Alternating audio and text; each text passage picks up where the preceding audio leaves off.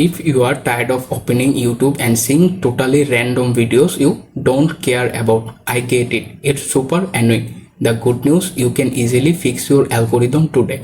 Let's reset your feed in just minutes so you finally get recommendation you will actually enjoy. Let's dive in. First, open the YouTube app on your phone and make sure to log into your current account. After that, look for the bottom right corner, find the U tab, tap on it to open the menu. Here you can look at the top right corner, find the settings gear icon, click on them to open the YouTube settings page.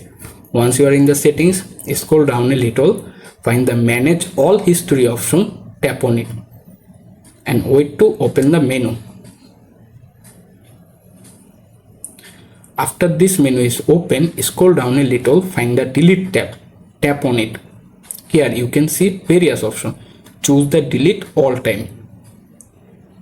After that, hit the delete button at the bottom and confirm by got it. And that's it, you are done. To check it if this process works, simply return to the main YouTube homepage, swipe the screen and automatically reset your feed.